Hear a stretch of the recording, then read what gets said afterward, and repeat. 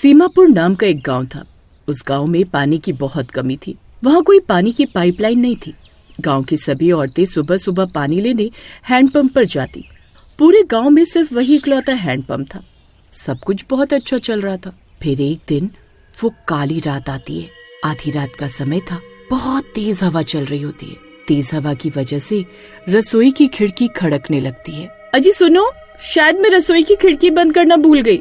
जाओ ना, उसे बंद करके आ जाओ, कहीं तेज हवा की वजह से वो टूट ना जाए। फिर हरिया रसोई की तरफ जाता है। अरे आज तो मौसम कुछ ज्यादा ही खराब हो रहा है। तभी उसे हैंडपंप के चलने की आवाज आती है। वो खिड़की से झांक कर देखता है तो उसकी आंखें फटी की फटी रह जाती हैं। बाहर एक चुड़ैल होती है। उसके पैर उल्टे और लंबे लंबे बाल होते हैं। उसने सर पर 3 मटके रखे होते हैं। फिर वो हैंडपंप से पानी निकालने लगती है और उन मटकों को भरने लगती है। हे भगवान, अरे ये तो सच में चुड़ैल है। अरे मुझे तो लगता है भूत प्रेत होते ही नहीं। फिर वो भागता हुआ जाता है और सीमा को लेकर आता है। सीमा भी उस चुड़ैल को देखकर हक्की बक्की रह जाती है। अरे मर गए रे, ये तो सच में चुड़ैल है। ये हमारे हैंडपंप पर क्या कर रही है? अरे पता नहीं, लगता है अपनी प्यास बुझाने आई है। अजी मुझे बहुत डर लग रहा है जी, जल्दी से खिड़की बंद करो, कहीं वो हमें देख न ले। फिर हरिया खिड़की बंद कर देता है और दोनों जाकर अपने कमरे में चादर के अंदर छुप जाते हैं। लेकिन रात भर उन्हें हैंडपंप चलने की आवाज आती रहती है और डर के मारे वो रात भर सो नहीं पाते। सुबह उठकर वो बाहर जाते हैं तो हैंडपंप पर लोगों की भीड़ जमा होती है। अरे सीमा बहन, क्या तुमने भी रात में उस चुड़ैल को देखा था? हाँ, रात में तेज हवा से हमारी नींद खुली तब हमने देखा उस चुड़ैल को। पता नहीं वो चुड़ैल कहाँ से आ गई। हमारे प्यारे से गांव पर उसने अपनी काली छाया छोड़ दी है। देखो ना, हैंडपंप से पानी की जगह खून निकल रहा है। हे भगवान, अब क्या होगा? पानी के बिना तो पूरे गांव में अकाल पड़ जाएगा। हमारे घरों में तो बस 1-2 दिन का ही पानी है। उसके खत्म होने के बाद हम क्या करेंगे? अरे रामू, एक काम कर, इस हैंडपंप को थोड़ी देर चलाता रहे। क्या पता कुछ देर बाद इसमें से पानी निकलने लग जाए। फिर रामू 2 घंटे तक हैंडपंप चलाता है। अब खून की नदी बहने लगती है, लेकिन पानी का कहीं कोई नामो निशान नहीं मिलता। अरे बस अब मुझ में और हिम्मत नहीं है इस हैंडपंप को चलाने की। लगता है इस हैंडपंप का सारा पानी वो चुड़ैल उन मटकों में भर के ले गई है। अरे लेकिन हरिया भाई, उस चुड़ैल के पास तो सिर्फ 3 मटके थे। भला हैंडपंप का पानी खत्म कैसे हो सकता है? किसी को कुछ समझ नहीं आता कि ये सब चल क्या रहा है। फिर थक हार कर सब लोग अपने अपने घर चले जाते हैं। फिर आधी रात होने पर सब गांव वाले अपनी अपनी खिड़कियों पर आ जाते हैं और उस चुड़ैल के आने का इंतजार करने लगते हैं। तभी वो उल्टे पैरों वाली चुड़ैल सिर पर 3 मटके रख कर आती है और हैंडपंप के पास आकर रुक जाती है।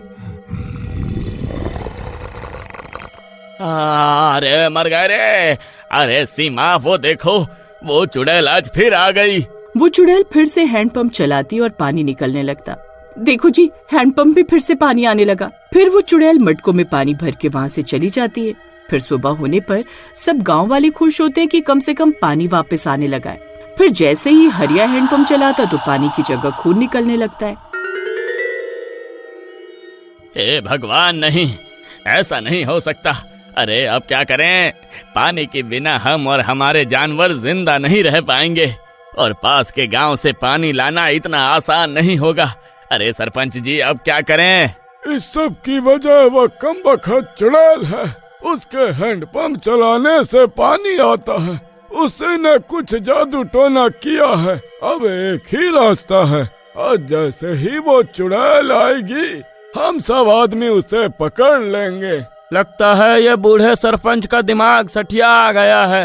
अरे सरपंच जी, वो कोई आवारा पशु नहीं है जो हम पकड़ लेंगे। वो उल्टे पैरों वाली चुड़ैल है। जो भी उसके सामने आया वो उसे कच्चा खा जाएगी। हाँ, अरे आज हम सबके घरों का पानी खत्म हो जाएगा। अगर हिम्मत नहीं दिखाओगे तो कल प्यास से मरोगे। हाँ, सरपंच जी सही कहते हैं। आप सब आदमियों को हिम्मत दिखानी होगी और उस चुड़ैल को पकड़ना होगा। सब आदमी एक दूसरे की तरफ देखने लगते हैं कि सबसे पहले चुड़ैल को पकड़ने उसके सामने कौन जाएगा, लेकिन कोई भी आगे। अरे मुझे लगता है सरपंच जी, पूरे गांव में सिर्फ आप ही इकलौते हिम्मत वाले मर्द हो। ये आपका ही सुझाव था। आपको ही सबसे आगे रहकर चुड़ैल का सामना करना चाहिए। हम सब आपके पीछे पीछे ही रहेंगे। अरे नास मिटे कालिया, मुझे इस उम्र में चुड़ैल के सामने जाने को बोल रहा है। अरे मेरी तो आधी रात को उस चुड़ैल की आहट मात्र से हड्डियां कांपने लगती हैं। मैं उसके सामने नहीं जाने वाला। अगर मरना ही है तो सब एक साथ प्यासे मरेंगे। भला मैं अकेला अपनी जान क्यों दूं? वहीं उन गांव वालों में एक बूढ़ी औरत थी। वो उन सब गांव वालों की बातें सुन रही होती है, लेकिन कुछ बोलती नहीं है। लेकिन उसके हाव भाव से लगता था कि शायद वो इस चुड़ैल के बारे में कुछ जानती है। अजी आप सब डरपोक मर्द अपने अपने घरों में रहना, हम औरतें अकेले ही उस चुड़ैल का सामना कर लेंगी। क्यों बहनों? हाँ हाँ हम तैयार हैं। सीमा बहन हम सब आपके साथ हैं। हाँ सीमा बहन मैं भी तुम्हारे साथ हूँ। आने दो उस चुड़ैल को, आज उसे पकड़ कर ही रहेंगे। फिर सब लोग रात होने का इंतजार करने लगते हैं। फिर आधी रात होते ही तेज तेज हवा चलने लगती है।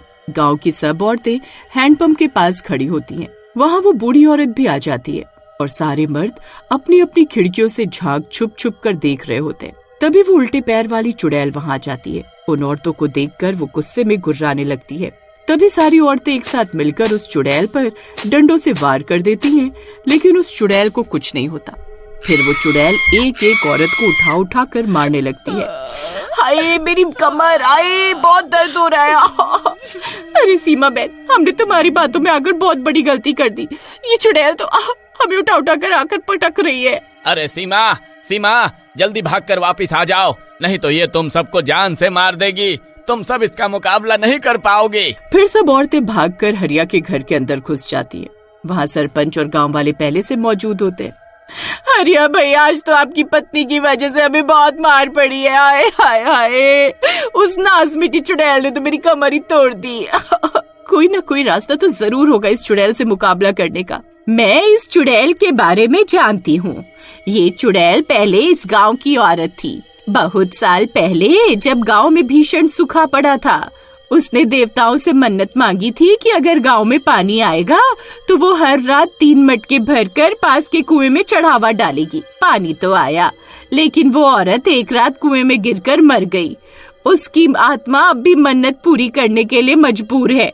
लेकिन हैंडपंप से खून क्यों निकल रहा है? कुएं में उसके मरने के बाद उसका खून बहा था। अब वो कुआं अशुभ हो चुका है। जब तक चुड़ैल का श्राप खत्म नहीं होगा, कुएं और हैंडपंप का पानी खून में बदलता रहेगा। लेकिन जब वो चुड़ैल उस देवता पर 3 मटके पानी चढ़ा चुकी हो, तो फिर हर रात वो ऐसा क्यों कर रही है?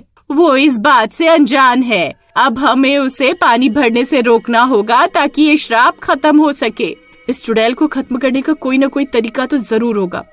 हाँ एक तरीका है, 3 मटकों को तोड़ना होगा, लेकिन आधी रात को, ठीक उसी समय जब चुड़ैल पानी भर रही हो। ठीक है, अब की बार मैं अकेले इस चुड़ैल का मुकाबला करूंगी। लेकिन सीमा तुम अकेले उसका मुकाबला कैसे करोगी? हम भी तुम्हारे साथ आएंगी। नहीं नहीं, मेरी वजह से पहले आप सब लोगों को बहुत चोट आई है। आप मुझ पर विश्वास रखिए, अब की बार ये चुड़ैल बचकर वापस नहीं जा पाएगी। फिर रात आती है। चुड़ैल गुस्से में आती है। हवा तेज हो जाती है। सब लोग डर कर खिड़की से देखते हैं। अरे सीमा तुम अकेले मत जाओ, वो चुड़ैल तुम्हें आसानी से हरा देगी। मैं तुम्हारे साथ चलता हूँ। नहीं, आप यहीं रहो और मुझ पर विश्वास रखो। फिर सीमा अपने डर पर काबू पाकर हैंडपंप के पास पहुँचती है। वो चुड़ैल हैंडपंप चला रही होती है। तभी सीमा पीछे से जाती है और पीछे रखे हुए मटके पर जोर से वार करती है और मटका टूट जाता है। जैसे ही पहला मटका टूटता है, हैंडपंप से पानी की जगह आग निकलने लगती है। अरे नहीं, ये तूने क्या किया?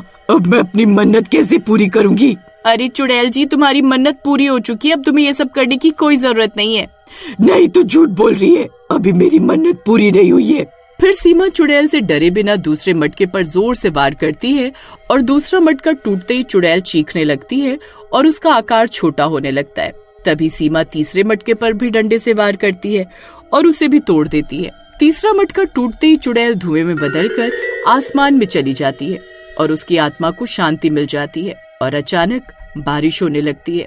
सुबह होते ही हैंडपंप से फिर साफ पानी आने लगता है। गांव वाले खुश हो जाते हैं और सीमा को गांव का सरपंच बना देते हैं और इस तरह सीमा अकेले ही बहादुरी से इस चुड़ैल का मुकाबला करती है।